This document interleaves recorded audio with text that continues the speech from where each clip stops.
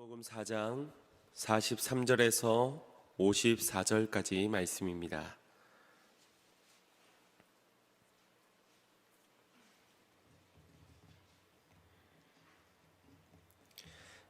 우리 교독하도록 하겠습니다. 이틀이 지남에 예수께서 거기를 떠나 갈릴리로 가시며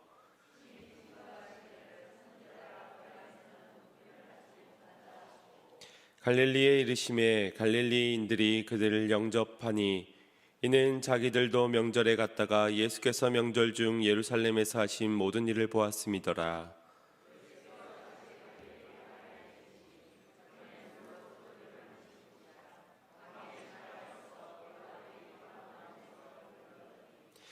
그가 예수께서 유대로부터 갈릴리에 오심을 듣고 가서 청하되 내려오셔서 내 아들의 병을 고쳐 주소서 하니 저가 거의 죽게 되었음이라.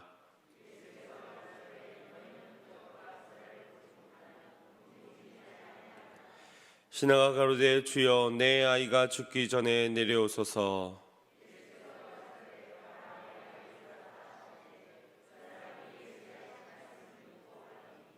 내려가는 길에서 그 종들이 오다가 만나서 아이가 살았다 하거늘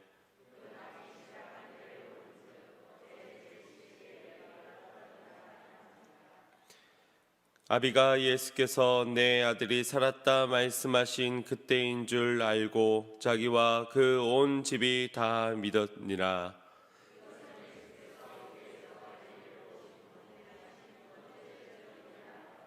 아멘. 할렐루야.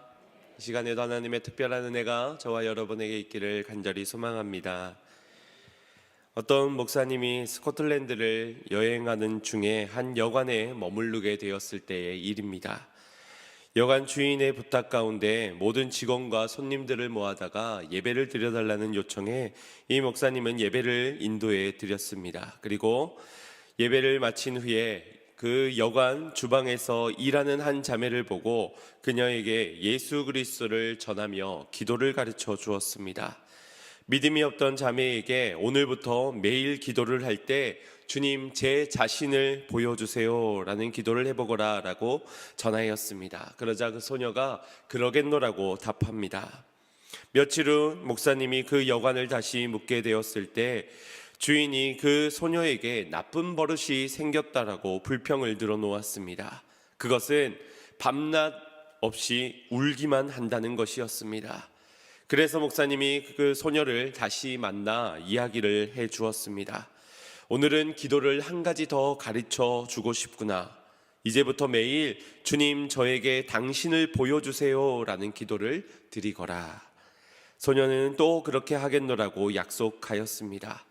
그리고 몇 년이 지나 한 젊은 여인이 목사님을 다시 찾아오게 되었을 때 그녀는 바로 여관에서 일하던 그 소녀였습니다. 그 여인은 이런 고백을 목사님께 하였습니다. 목사님이 첫 번째 기도를 가르쳐 주시고 떠났을 때에 하나님 제 모습을 보여주세요 라고 기도했더니 하나님은 제 추악함을 보여주셨고 제 죄가 너무 크고 무거워 두려워져서 잘 때도 일할 때도 그 죄밖에 생각이 되어지지 않았습니다. 그런데 목사님이 다시 오셔서 주님 저에게 당신을 보여주세요 라고 기도하라고 가르쳐 주셔서 그렇게 기도를 드리자 하나님은 제가 아닌 주님의 모습을 보여주셨습니다. 십자가의 사랑으로 늘 함께 하시는 주님을 알게 해 주셨습니다. 그때 저는 죄의 짐이 모두 사라지고 행복한 그리스도인으로 살아가게 되었습니다. 감사합니다라는 말을 전하게 되었습니다. 이 예화 속의 여인이 입은 은혜가 무엇인지 아시겠습니까? 행복함, 물론 우리가 사모하는 그런 감정입니다. 그러나 그것은 주님이 주신 작은 선물일 뿐입니다. 그녀가 받은 진정한 은혜는 나 자신을, 기도를 통해 자기 자신을 보는 은혜와 하나님을 보는 은혜, 이것이었습니다. 오늘 저와 여러분에게도 이와 같은 은혜가 있기를 간절히 소망합니다. 말씀을 통하여서 하나님이 그 말씀에 비춰진 나의 모습을 보게 하시고 그리고 그런 우리를 긍휼한 시선으로 바라보시는 주 예수 그리스도를 바라볼 수 있는 시간이 되기를 간절히 소망합니다. 요한복음에는 예수님의 7가지의 표적이 기록이 되어져 있습니다. 우리가 지난주 첫 번째 표적이었던 물이 포도주로 바뀌는 사건을 함께 보았습니다. 그리고 오늘의 본문이 바로 두 번째 표적의 사건입니다. 왕의 신하의 아들을 고치신 사건. 앞으로 이 오후 시간을 통하여서 7가지의 이 표적에 대해서 한 주 한 주 살펴보고자 합니다. 표적은 무엇이라 하였습니까?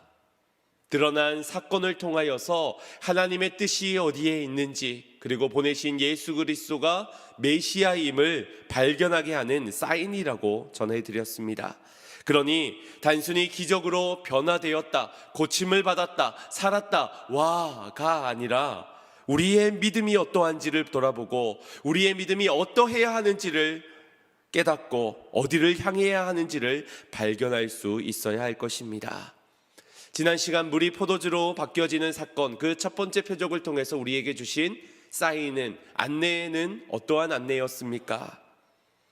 예수님이 주인이 되어 주시어 말씀하실 때에 그 모든 말씀을 순종할 수 있는 주님이 주인이 되어 주시는 그 관계의 회복을 통하여서 물이 포도주로 바뀌어졌듯이 문제 많은 우리 인간들에게 찾아오신 예수 그리스도께서 우리의 인생의 주인으로 모셔드렸을 때에 말씀이 육신되어 오신 그분을 말씀으로 우리 안에 영접하여 때에 우리의 모든 죄에서 자유를 얻게 되고 죽음에서 부활로, 사망에서 생명으로 옮겨지는 그 역사가, 진정한 안식이 바로 말씀이신 예수 그리스도 안에 있다라는 것을 전하고 있었습니다.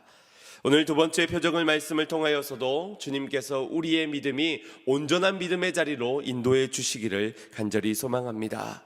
45절 말씀을 함께 보겠습니다. 시작. 갈릴리인들이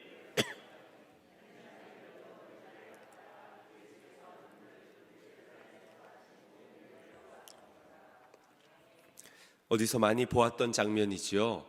언제 보았던 장면일까요? 오늘 오전에 나눴던 설교 본문과 같은 연결점이 있는 부분입니다. 예수님은 사마리아에서 희어진 추수할 백성들을 보시고 그들을 말씀을 가르치시며 그곳에서 이틀을 유하셨습니다. 다음 선택지로 주님은 갈릴리로 향하셨습니다. 이 사마리아에서 갈릴리까지의 거리가 약 64km 정도가 떨어져 있다고 합니다. 이틀의 시간을 온전히 걸어가야만 도착할 수 있는 그런 거리입니다. 그러니 예수님께서 사마리아에서 출발하실 때부터 목적지를 정하셨는데 그것은 다름 아닌 갈릴리였고 그곳에 만날 자를 위하여 걸어가셨다는 것입니다. 오늘 오전 말씀 가운데서 나누었듯이 선지자는 고향에서는 높임을 받지 못함을 주님은 아시고도 그 거절당할 자리를 향하여서 묵묵히 걸어가셨던 것입니다. 처음부터 예수님을 거절한 것은 아니었지요. 영접했다라고 기록하고 있는데 영접했다는 것이 뭔가 대단한 환대를 하고 자신의 집에까지를 모시고 그 정도는 아니었습니다. 그러나 그럼에도 나쁘지 않은 반응이었습니다. 하지만 예수님은 그들의 영접이 진정한 영접이 아님을 아셨습니다. 기적을 향한 잠시 잠깐의 영접일 뿐이지 진정한 주인으로서의 영접이 아니라는 걸 주님은 아셨던 것입니다. 요한은 본문을 통하여서 요 앞전에 마주하였던 사마리아 사람들과 오늘 갈릴리 사람들의 모습을 대조시켜주고 있습니다. 지난주 첫 번째 표적에서도 대조를 이루는 두 무리가 있었지요. 그 잔치집에서 맛이 더 좋아진 포도주를 맛보면서 감탄을 하면서 기쁨과 즐거움을 누리고 있던 사람들, 그러나 그들은 이 표적이 누구로부터 어디서부터 나오는 것인지 진정한 안식의 주인이 누군지를 알지 못하는 이들이었습니다. 반면에 대조적으로 물을 길러온 하인들은 알았더라. 하인들의 모습에서 반대의 대조를 이루고 있는 것을 나타내 보였습니다. 그리고 오늘 본문에서는 이제 갈릴리 사람들과 사마리아 사람들의 대조의 모습을 보이고 있습니다. 갈릴리 사람들은 예수님을 만나고 그의 말씀을 듣고도 그가 메시아인 줄을 알지 못하였습니다. 반대로 사마리아 사람들은 예수님의 말씀만 듣고도 그가 메시아인 줄을 알고 믿었습니다. 어떤 기사나 표적을 보고 믿었던 것이 아니라 말씀만으로 믿었던 모습이 등장하지요. 41절 42절 말씀을 보면 예수의 말씀을 인하여 믿는 자가 더욱 많아 그 여자에게 말하되 이제 우리가 믿는 것은 내 말을 인함이 아니니 이는 우리가 친히 듣고 그가 참으로 세상의 구주이신 줄 알미니라. 이것이 사마리아 사람들의 수가성 여인을 향한 말이었습니다. 너의 말로 인해서 우리가 동네 바깥으로 나와 예수님을 만났고 너의 증거를 통하여서 그때 메시아인가 해서 나와서 보았지만 이제는 너의 말이 아니라 우리가 그가 친히 세상을 구원할 구주임을 알게 되었다라고 믿음을 고백하고 있는 겁니다. 그래서 그들은 예수님이 자신들과 함께 머물기를 더 요청하였고 예수님께서는 그들과 이틀을 더 유하여 주셨던 것입니다. 그런데 갈릴리 사람들은 어떻습니까? 64km라는 이틀에 걸리는 긴 여정을 가지고 온 예수님께서 다름 아닌 하나님의 말씀, 하나님의 마음을 증거한 것인데 그 예수님을 동네 밖으로 내어 쫓고 있습니다. 처음 그들의 마음속에서는 표적을 보는 믿음이 있었습니다. 요한복음 2장 23절을 보면 6월절에 예수께서 예루살렘에 계시니 많은 사람이 그 행하시는 표적을 보고 그 이름을 믿었으나 라고 기록하고 있습니다. 이 예루살렘에서 표적을 행하실 그때에 그 자리에 갈릴리 사람들이 있었고 그것을 보았고 그 표적을 본 거로 믿었던 것입니다. 그래도 믿음이라면 좋은 것이다 라고 싶을 수 있겠지만 예수님은 그들의 믿음을 평가절하하였습니다. 그렇게 믿었던 그들의 믿음에 주님이 어떤 반응을 하셨는지를 이렇게 기록하고 있습니다. 2장 24절 25절 말씀 합독해 보겠습니다.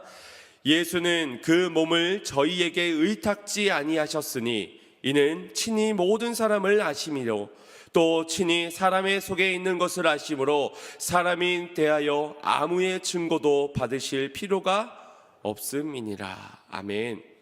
의탁하지 않으셨다, 맡기지 않으셨다, 이것은 믿지 않으셨다는 말입니다.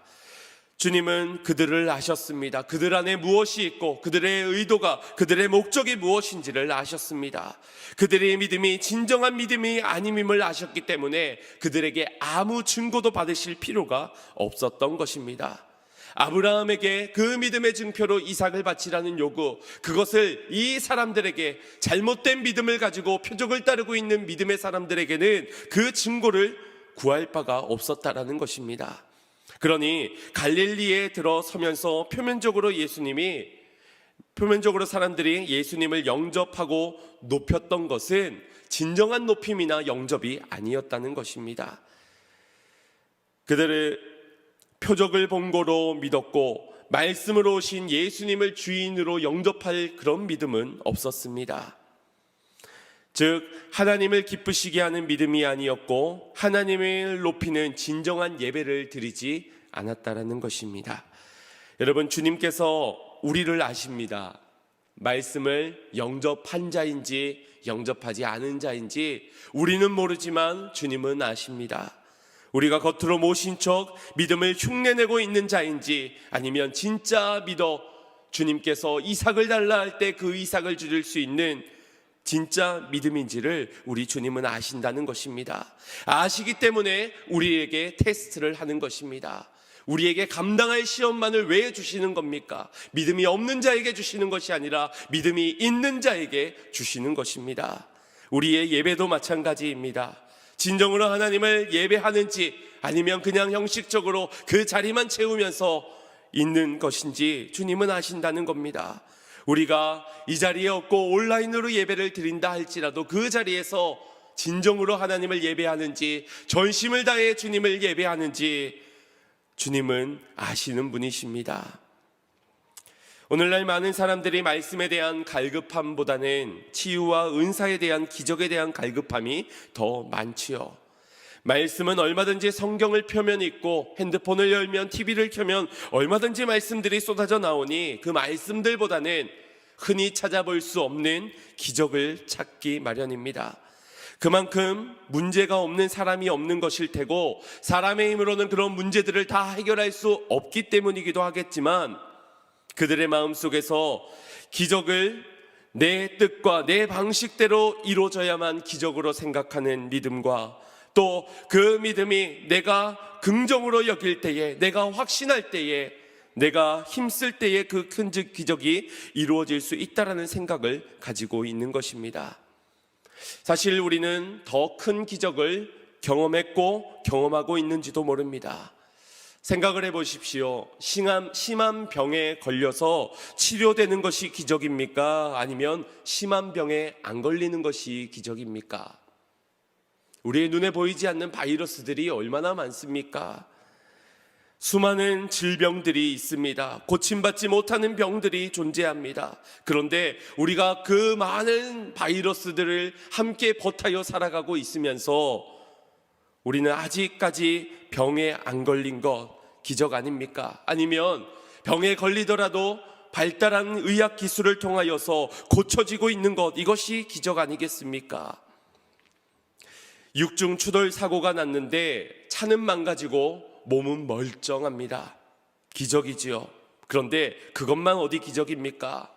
100km가 넘게 쌩쌩 달리는 저 차들 가운데서 우리가 사고 없이 이렇게 안전하니 이것이 기적 아니겠습니까?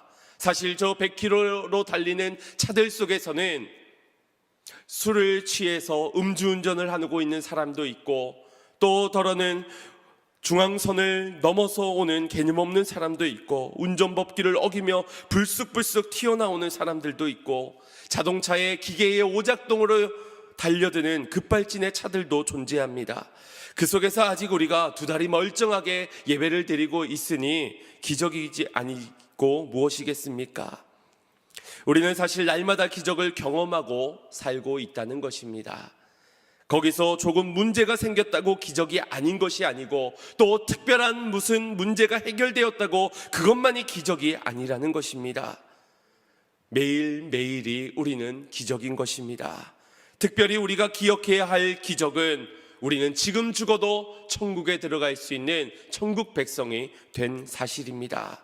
유한한 이 땅에서 얻을 복보다 무한한 저 하늘나라에 예비되어진 그 모든 상급들, 그 모든 큰 복들을 우리에게 주시겠노라 약속하여 주신 것, 이것이 우리가 얻은 가장 큰 기적이 아니겠습니까? 그 기적의 약속이 성경에 기록되어져 있고, 그래서 이 성경이야말로 우리의 인생의 가장 큰 기적의 선물임을 믿으시길 바랍니다. 그렇다고 병고침을 사모하지 말거나 다른 기적을 바라지 말라는 것이 아닙니다. 예수님의 공생의 기간 가운데서도 많은 병자들이 예수님을 찾았고 고침받았습니다. 치유되었습니다. 그 역사는 오늘도 일어나는 역사입니다. 지금도 우리 안에 여전히 일어나고 있고 일어나야 하는 역사인 것입니다. 그러나 그 표적만을 구하는 인생이 아니라 이미 표적 가운데 오신 예수 그리스도를 영접함으로 살아가는 인생이 믿는 자로 살아가는 자가 되어야 한다라는 것입니다. 표적이 있을 때 믿었다가 표적이 없을 때는 믿지 않았다가, 그런 인생 하나님은 아십니다. 하나님은 말씀이 육신되어 인간의 몸을 입고 이 땅에 오심을 통하여서 우리를 완전히 바꾸어 주시며 영원한 안식으로 초청하여 주셨습니다. 은혜입니다. 최고의 은혜를 얻었습니다. 그런 우리에게 요구되어지는 한 가지가 바로 믿음인 것입니다. 기적을 보면 믿고 없으면 안 믿고, 내 유익이 있는 곳에 믿음을 두고 없어 보이면 손절하는 그런 가짜 믿음이 아니라 보이지 않아도 믿는 믿음, 바라는 것들의 실상이요 보이지 않는 것의 증거를 나타내 보이는 진짜 믿음을 우리 주님이 보기를 원하신다는 것입니다.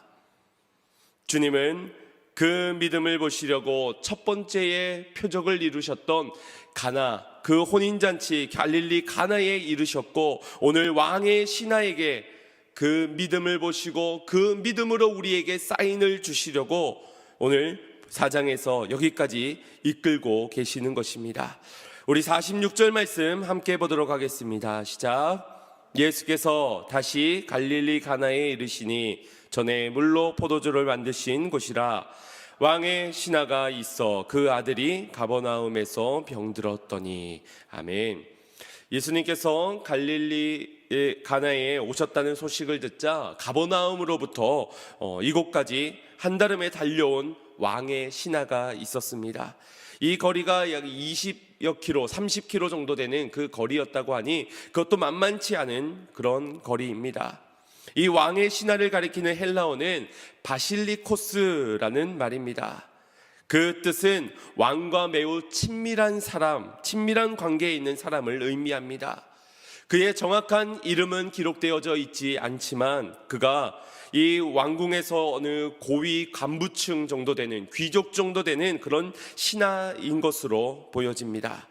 그러니 그의 삶에서 어떤 형편의 어려움 때문에 궁핍함을 얻는다든지 어려움을 얻는 일은 그리 많지 않았을 것입니다. 다만 그 가버나움에서부터 갈릴리까지 소문에 의존하여서 달려나올 만큼 그의 인생엔 괴로운 문제가 있었으니 바로 자신의 아들이 병에 걸려 죽어가고 있었기 때문입니다. 그때의 그 신하의 모습이 이러합니다. 47절입니다. 합독하겠습니다. 그가 예수께서 유대로부터 갈릴리에 오심을 듣고 가서 청하되 내려오셔서 내 아들의 병을 고쳐주소서 하니 저가 거의 죽게 되었음이니라. 아멘. 거의 죽게 되었다라고 기록할 만큼 지금 일시를 지금 다투는 매우 시급한 문제를 가지고 달려 나왔습니다. 예수님, 내 아들의 병을 고쳐주십시오. 아마 이보다 더 간절하게 부탁을 드렸을 겁니다. 가서 청하되라는 말이 미완료 동사라고 하니 이것이 한 번 부탁으로 끝나던 것이 아니라 계속적으로 예수님 앞에 매달려 고쳐주십시오, 고쳐주십시오, 내려가셔서 내 아들 좀 봐주십시오 라고 부탁을 드렸던 것입니다. 우리가 그 현장에 같이 있지 않더라도 이 신하의 마음이 어떠했을지를 우리는 잘 알 수 있을 겁니다. 부모의 마음이 다 같기 때문입니다. 그런데 그런 그에게 예수님의 첫 말씀이 어떠하였습니까? 48절입니다. 시작. 예수께서 가라사대 너희는 표적과 기사를 보지 못하면 도무지 믿지 아니하니라. 아멘. 마치 갈릴리에서 사람들에게 호되게 당하고 나서 괜한 곳에 가가지고 화를 풀고 있는 예수님의 모습처럼 느껴지지 않습니까? 간절히 구하고 청하고 있는 그 왕의 신하에게 책망의 말씀을 하고 있는 겁니다. 마치 이 말만 들으면 안 고쳐줄 거야, 너 아들 나 안 고쳐줄 거야, 거절하는 것처럼 느낄 정도입니다. 그러나 이 말씀을 그 신하를 향한 꾸짖음보다는 너희는 이라고 말씀하듯이 갈릴리에서부터 기적을 요구하였던 그 모든 사람들을 통칭하여 너희가 표적과 기사를 보아야 믿는구나 라고 모든 사람들을 향한 꾸짖음을 하고 있는 것입니다. 물론 이 꾸짖음 안에는 저와 여러분도 분명 해당이 되어져 있을 것입니다. 그 말씀이 있고서도 신하는 계속적으로 예수님께 청하게 됩니다. 49절을 보시면 신하가 가로되 주여 내 아이가 죽기 전에 내려오소서. 그만큼 이 신하의 간절한 마음 아니겠습니까? 책망을 하든 아니면 내게 벌을 주든 아니면 내가 차라리 그 질병에 걸리든 어떻게든 내 아들만을 살 수 있게 해달라는 그 간절한 마음, 그 간절함의 마음이 곧 그의 믿음의 전부라고 말할 수도 있을 겁니다. 예수님이 죽기 전에 오시면 내 아들이 살 수 있을 거야 라는 믿음도 그 안에 내포되어져 있어 보입니다. 어쩌면 그 믿음은 지푸라기라도 하나 잡으려는 그 간절한 심정에서 지금 예수님 말고는 답이 없기 때문에 그 앞에 구하고 있는 걸 수도 있습니다. 그러니 그의 믿음이 갈릴리의 여러 사람들, 기사와 표적을 행할 수 있는 예수님께 그것을 요구하는 믿음과 크게 다르지 않을 수 있다는 겁니다. 하지만 그런 그에게 예수님은 이런 말씀을 주셨습니다. 50절 말씀입니다. 시작. 예수께서 가라사대 가라 내 아들이 살았다 하신대 그 사람이 예수의 하신 말씀을 믿고 가더니. 아멘. 병을 고쳐주셨다는 말입니까? 무슨 말입니까? 아니죠. 아직 병을 고쳐주지 않았습니다. 그렇다고 백부장 야이로의 딸을 고쳐주러 그 집을 향해서 함께 걸어가셨던 예수님의 모습처럼 지금 이 가버나움까지 같이 동승하고 하겠다는 약속을 주신 것도 아닙니다. 그냥 내 아들이 살아있다라는 말을 전할 뿐이었습니다. 분명 그 집을 떠나올 때도 그 아들이 살아있는 것은 보았던 신하입니다. 그런데 그런 그에게 그저 내 아들이 살았다라는 말씀을 주신 것입니다.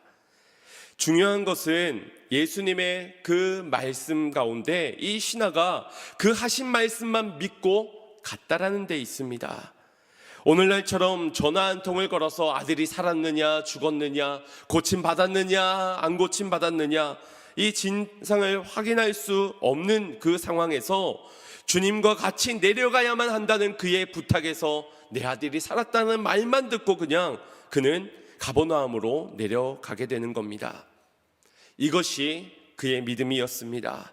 이것이 갈릴리 표적과 기사를 보고서야 믿으려 했던 많은 사람들과 이 왕의 신하가 다른 믿음의 부분입니다. 이 신하는 말씀을 듣고 말씀만 믿고 돌아간 것입니다. 어떤 표적도 없었습니다. 심지어 눈에 보이는 표적을 이룰 수 있는 예수님은 그 갈릴리 가나에 그냥 두고 자신 혼자만 고향으로 가버나움으로 돌아가게 된 것입니다. 그러나 돌아갈 때 그는 올 때와는 다른 한 가지가 있었으니 바로 말씀을 얻고 돌아가게 된 것입니다. 예수님은 그 가나에 두고 갔지만 말씀과 함께 가버나움으로 걸어갔던 것입니다. 이것이 그의 믿음이었던 것입니다. 그가 처음부터 이러한 믿음을 가지고 있었을까요? 만약 그랬다면 예수님께서 아들이 지금 죽을 위기 가운데 놓여져 있습니다를 계속 청하고 있는 그에게 책망하지는 않으셨을 겁니다. 그의 믿음이 지금의 믿음처럼 말씀만 주시면은 붙잡고 갈 수 있는 그런 굳건한 믿음이었다면 예수님이 그런 그에게 너희는 표적과 기사를 보지 않으면 도무지 믿으려 하지 않는구나 책망의 말을 그에게 하지는 않았을 것이라는 겁니다. 그러나 주목해야 할 것은 비록 그가 처음에는 그런 믿음을 갖지 않았을지라도 표적과 기사를 보아야지만 믿을 수 있는 그런 얕은 믿음이었을지라도 예수님을 만나 예수님이 말씀하실 때에 그 말씀만을 믿는 믿음으로 자라나게 되었다는 것입니다. 말씀 앞에서 온전한 믿음으로 반응할 수 있게 된 것, 이것이 바로 주님의 두 번째 표적이 나타나게 된 것입니다. 이 모습은 마치 누가복음 24장에서 죽으시고 부활하신 예수님을 보지 못한 채 낙심하며 엠마오로 떠났던 두 제자의 모습이 떠올려지게 됩니다. 분명 엠마오로 가기 전 그들은 여인들을 통하여서 예수님의 시체가 무덤에서부터 사라지게 되었음을 알게 되었습니다. 그리고 그녀들이 천사를 만나서 예수님이 부활했다는 사실을 들었습니다. 그럼에도 그들은 여전히 낙심된 마음을 지우지 못한 채 엠마오를 향해 떠나가고 있는 길이었습니다. 그런 그들 곁에 예수님이 찾아오셔서 그들과 대화를 나누셨지만 정작 그분이 예수님인지를 그들은 처음 알지 못하였습니다. 그러나 예수님께서는 그들을 말씀으로 가르치시고 성경을 풀어 설명해 주셨을 그때에 그들은 그들 속에서 마음이 뜨겁지 아니하더냐, 그가 말씀을 우리에게 주셨을 때 우리의 마음이 뜨거워지지 아니하더냐, 그 놀라운 변화가 오늘 왕의 신하에게도 일어났다라는 것입니다. 엠마오로 향하던 두 제자는 곧장 일어나 예루살렘으로 들어가 11명의 제자들을 향하여서 말하였습니다. 예수님이 과연 살아계시도다. 예수님이 살아계심을 증거하였습니다. 그러나 여전히 사도들은 11사도들은 믿지 못하였습니다. 예수님이 그 길에서 두고 주신 말씀만 가지고 뜨거운 가슴으로 달려가 제자들에게 전하였지만 제자들의 마음은 싱숭생숭 그 말을 믿지 못하였던 것입니다. 내 아들이 살아있다, 이 말씀만 믿고 내려갔을 때에 놀라운 기적의 소식이 전해지게 됩니다. 아들의 병이 나았다는 소식. 그 그 기적이 이루어진 때가 언제냐고 물었더니 어제 7시에 결국 예수님이 말씀하신 그때라는 것이 깨달아지는 것입니다. 이것이 무엇을 말하고 있는 것입니까? 기적은 하나님의 말씀이 곧 기적이라는 것입니다. 아직 시간이 지나지 않았을 뿐이지, 내가 못 보았을 뿐이지, 지금 나타나지 않았을 뿐이지, 주님의 말씀이 임하는 그 자리는 이미 기적의 자리라는 것입니다. 이미 이루어진 것과 같은 기적 말입니다. 요한 사도는 이것을 두 번째 표적이라고 우리에게 알려주고 있습니다. 첫 번째 사인을 지나서 이제 두 번째 사인을 통해서 우리가 깨달아야 할 것은 무엇일까요? 46절부터 보시면 왕의 신하가, 그렇게 불려지던 자가 49절에는 신하가 가로되라고 불려지고 있습니다. 그런데 53절에 이르러서는 아비가 예수께서 내 아들이 살아났다 말씀하신 그때인 줄을 알고 신하를 아비라고 호칭하고 있습니다. 그의 호칭이 신하에서부터 아비로 바뀌어지게 된 것, 이 변화 속에서 여러분들은 무엇을 느끼십니까? 요한 사도는 지금 이것을 통해서 우리에게 무엇을 전하고 있는 것이겠습니까? 바로 왕의 신하가 아버지로서 자신의 아들을 살려내기 위해 달려나와 말씀을 붙잡고 말씀만을 믿어 기적이 일어났던 그 사건을 통하여서 진정한 왕이신 하나님께서 그의 신하, 그의 모든 말씀에 순종하며 따르는 예수 그리스도를 이 땅에 보내어 주시어 죽어가는 우리 인간들을, 자신의 아들들을 살려내시기 위하여 말씀이 되어 이 땅에 오셨다는 것입니다. 그리고 그런 우리의 자녀들이 그 말씀만 믿고 돌아갈 때에, 표적이 아니라, 기사가 아니라 말씀만 믿고 걸어갈 때에 살게 되는 역사가, 온 가족이 구원을 얻게 되는 기적이 일어나게 된다는 것입니다. 오신 예수님께서 지금 우리 곁에 계시지는 않지만, 우리의 눈으로 보여지지 않고 우리의 육안으로도 확인할 수 있는 길은 없지만 말씀으로 우리에게 오신 이가 함께 하시기에 우리는 그 말씀만 믿기만 하면, 그 말씀과 함께 가기만 하면, 여기서든 집에서든 직장에서든 삶의 모든 문제에 있어든 그 말씀의 능력이 곧 나타나게 될 줄 믿으시길 바랍니다. 이것이 우리에게 말씀으로 찾아오신 이유입니다. 우리에게 말씀을 주신 이유인 것입니다. 예수님께서 부활하시어 제자들에게 나타나셨을 때에 도마에게 말씀하셨습니다. 요한복음 20장 29절 말씀입니다. 합독합니다. 예수께서 가라사대 너는 나를 본고로 믿느냐? 보지 못하고 믿는 자들은 복되도다 하시니라. 아멘. 주님이 기뻐하시는 믿음이 어떤 믿음입니까? 본고로 믿는 믿음이 아니라 보지 않고도 믿는 믿음. 그냥 믿어라 라는 것이 아니고 말씀, 눈에 보이지 않는 말씀을 믿으라는 것입니다. 말씀만을 보고 믿으라는 것입니다. 결과를 보고 믿는 자들이 아니라 말씀하신 것을 믿고 나아가는 그 믿음을 우리 주님은 복되다고 하시는 것입니다. 그 29절 이어진 30절 31절 말씀을 보겠습니다. 시작.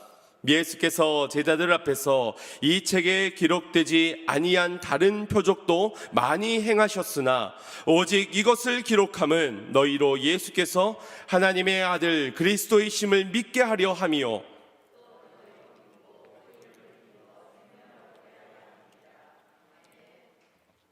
예수님께서 이 표적 말고도 다른 많은 표적들을 행하셨다라고 말씀합니다. 그러나 기록하지 않았다. 근데 기록하지 않은 이유가 매우 특별합니다. 바로 예수께서 하나님의 아들이심을, 그리스도이심을 믿게 하려 함이니라. 너희로 믿고 그 이름으로 힘입어 생명을 얻게 하려고 더 많은 표적들을 이루셨지만 그 표적을 기록하지 아니하셨다 말씀합니다. 우리는 더 많은 기적을 보아야, 더 많은 기적을 기록해 주었다면 예수님이 하나님의 아들이심을 더 믿게 될 것 같지만 그렇지 않다라는 겁니다. 오히려 그것이 기록되고 그것이 더 보여진다면 우리는 표적만 따르는, 기사만 따르는 헛된 믿음, 주님이 원하시는 믿음이 아닌 믿음을 갖게 될 수 있기 때문입니다. 표적을 보고 믿는 믿음은 주님이 원하시는 믿음이 아닙니다. 그 믿음으로 생명을 얻게 하는 믿음은 표적을 보고 믿는 믿음이 아니라 말씀만을 믿는 그 믿음입니다. 오늘 주님께서 이 하루 동안 우리에게 주신 말씀 가운데 여러분들은 어떤 순종을 결단하셨습니까? 아마도 어떤 사인이 보여야지 순종할 수 있다라고 기다리실지도 모르겠습니다. 집에 돌아가서 우리의 자녀들을 보고 혹은 나의 이웃들에게 그들의 어떤 마음 문이 열려지는 어떤 사인들, 뭔가 말로 설명할 수 없는 성령의 강인한 역사 가운데서 변화되어지는 저들 가운데 그때 복음을 전할 수 있을 것이라, 그때 나는 순종할 것이라, 그때 나는 믿고 저에게 전할 것이라, 아마 그렇게 표적과 기사를 기다리고 늘 기다렸듯이 또 기다리는 그 선택을 할지도 모르겠습니다. 주님이 원하시는 믿음은 그런 믿음이 아닙니다. 오늘 주신 이 말씀에 움직이는 믿음, 너를 통하여서 하실, 그래서 저들의 영혼을 너희의 마음에 품게 하여 주신 그 주님의 사인에 지금 믿고 반응하는 그 믿음을 기다리고 계신 것입니다. 내 뜻이 이루어지는 게 기적이 아니라 하나님의 뜻이 이루어지는 것이 기적이며 하나님의 때에 이루어지는 것이 기적이라면, 오늘 우리의 기적을 경험하기를 원한다면 말씀만을 듣고 말씀만을 믿고 떠나가시기를 바랍니다. 왕의 신하는 기적을 경험하였습니다. 아들이 고침받고 살게 되는 기적. 그러나 그 기적 이전에 예수님이 말씀을 주신 것이 기적이요, 그 자체가 이미 사건이요 표적인 것입니다. 무엇을 간구해야 되겠습니까? 무엇을 간절히 기도해야 되겠습니까? 아들이 질병에 걸려 죽게 되었을 그때에 간절히 구하는 기도가 아니라 오늘 지금 나의 삶에서 하나님의 기적을 바라며 우리의 구함은 오직 하나님의 말씀을 사모하고 간구해야 될 줄 믿습니다. 무엇이 기적인지를 안다면, 그 말씀의 기적임을 믿는다면 우리는 주님의 말씀을 구하는 자가 되어야 할 줄 믿습니다. 광야 같은 인생길에서 여러분들은 무엇을 원하고 계십니까? 남들이 하지 못하는 기적이 이루어지는 인생, 내가 원하는 것보다 내 뜻대로 성취되어지는 응답의 기적의 풍부한 역사, 그래야 믿어지고 그래야 병이 고쳐져서 사업이 번창해야, 그래야 하나님이 살아계심을 찬양되어지는 그런 믿음이십니까? 그런 믿음은 갈릴리 사람들에게도 있었습니다. 그들도 기적의 예수님은 환영했고, 기적의 예수님은 영접했고, 기적의 예수님이라면은 높일 마음이 충분히 있었습니다. 그러나 결국 그들은 예수님을 마을에서, 자신들의 마음에서 거부하고 거절하고 내어 쫓았습니다. 사랑하는 성도 여러분, 우리가 광야를 걸어갈 때 필요한 것이 무엇입니까? 그 광야에서 물이 얼마나 소중합니까? 그러니 물이 있었으면 좋겠지요. 또 물만 있으면 심심하니 포도주로 바뀌어지는 역사도 있으면 너무나도 좋을 것 같습니다. 질병에 걸릴 때마다 고침받는 응답이 있다면 또한 얼마나 금상첨화겠습니까? 그러나 우리가 진짜 광야 가운데 필요한 것은 주님이 주시는 만나입니다. 하늘의 양식, 바로 말씀의 기적인 것입니다. 이 광야에서 너희에게 가장 필요한 것은 말씀이니라. 오늘 주님은 이것을 우리에게 말씀하고 계십니다. 말씀이 곧 기적이고, 말씀이 곧 응답이고, 말씀이 곧 예수 그리스도시니, 그 말씀과 함께 한다면 그 어디나 주님 계신 하나님의 나라다. 이것이 주님의 말씀인 겁니다. 왕의 신하는 죽을 병에 걸린 아들의 문제로 인해 예수님을 만났고, 그 예수님을 말씀만을 믿고 영접함으로 온 집이 구원을 얻게 되었습니다. 이 자리에 모인 여러분은 분명 하나님의 자녀들이십니다. 주님은 그 자녀들을 살리시기 위해 오늘 이곳에도 말씀 가운데 찾아와 만나 주셨고, 이 말씀이 기적이라 말씀하고 계십니다. 저마다 고통의 문제들은 다르지만 누군가는 여전히 표적을 보기 위해서 표적이 보일 때까지 갈급하며 살아가겠지만, 그 중에서는 누군가는 하나님의 말씀을 만남으로 내 인생의 기적을 이미 경험하였노라고, 영원히 목마르지 않는 감격의 구원을 경험하였노라고 찬양하게 될 것입니다. 보지 않고도 믿는 믿음이 복되다. 오늘 저와 여러분에게 이 복이 있기를 주님의 이름으로 축원드립니다. 말씀만을 믿고 나아가는, 순종하며 기적이 일어날 것을 믿고 나아가는 그런 기적의 사람들이, 기적을 이루어내는 사람들이 되시기를 주님의 이름으로 축원드립니다. 이 시간 말씀을 생각하시면서 함께 찬양하실 때에 보이지 않아도 주님의 말씀이 내게 찾아온 순간 이미 기적이 일어남을 믿고 걸어가겠습니다. 우리 결단하며 함께 박수치며 찬양하겠습니다.